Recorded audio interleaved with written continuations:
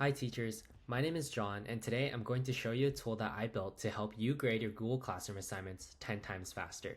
So here we have a demo Google Classroom and you can see we have an assignment posted called AP European History SAQ Practice. It's worth 3 points and these are the assignment instructions. If we go over to student work, we can see that we have 3 student submissions who have each turned in a Google Doc with their submission. The tool that I built is called GradeWithAI, and GradeWithAI is capable of grading Google Docs, Google Sheets, Google Slides, PDFs, and images. So essentially any file type that your students would ever submit.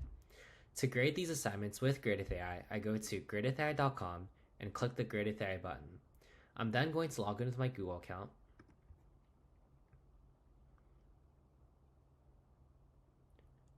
And then I'm going to connect my Google Classroom. So here, make sure to use the same Google account that you use with Google Classroom. Next, I'm redirected to this screen where I can see a list of all my Google Classrooms. I'm going to click the Google Classroom with the assignment I want to grade. And then I'm going to click Set Up for Grading under the assignment. Here, I'm presented with a couple options. First is the max score. The max score is the maximum score that GradeWithAI will grade the assignment out of.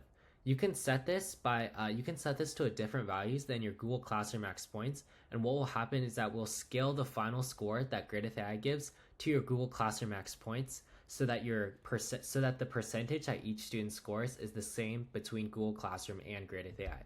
By default, it's the same as your Google Classroom max points, which in this case is 3. Next, I'm going to select a rubric so I can upload a PDF as a rubric or import a rubric from Google Drive, import a PDF rubric from Google Drive. But in this case, I'm going to generate a tailored rubric and it's going to be worth 3 points. What we're doing now is we're generating a tailored rubric, and what that does is we're fetching the assignment title, the assignment description, and any materials that you've attached to generate a rubric that's tailored specifically to this assignment.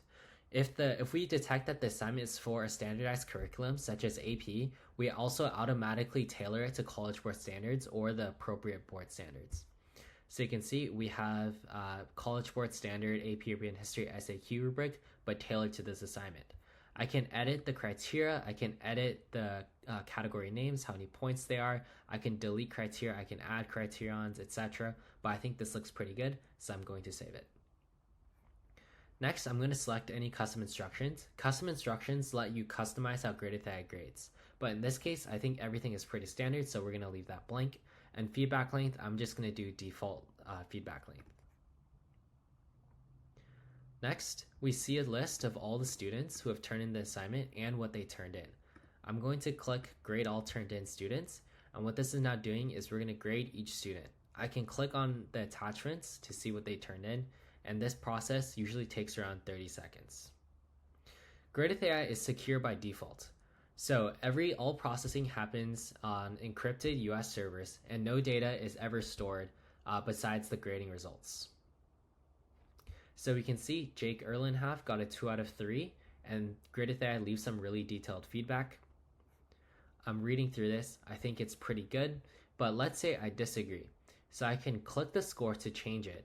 I can also click the feedback box to edit the feedback, but the easiest way to adjust feedback and scores is to use the request changes button. So I think part A, I actually think Jake earned the point. So I'm going to click request changes and say Jake should have earned the point for part A. And what we're now going to do is we're going to regrade the assignment with your regrade instructions in mind. This also usually takes around 30 seconds. While this is happening, we can take a look at John, and as you can see, the feedback is extremely detailed, and we also have the highest accuracy out of any AI grader on the market. I can export the results as a CSV, or I can send these scores directly to Google Classroom. So I'll click Send All to Classroom, and I'll click Send Score and Feedback. What this does is it'll send all the scores as draft grades in Google Classroom and attach all feedback documents as a Google Doc on student submissions. So this is what that looks like. If I go to student work, you can see all the grades are put in as draft scores. So Jake got a 3, Jessica got a 0, and John got a 3. And as you can see, there's also a new document attached to each student's submission, which is their feedback. And from the student's point of view,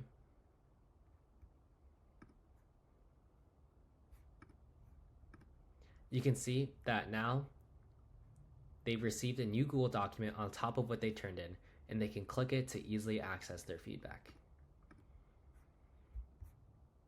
One last thing is that GradeWithAI makes it extremely easy to create assignments and reuse assignments and copy their setup.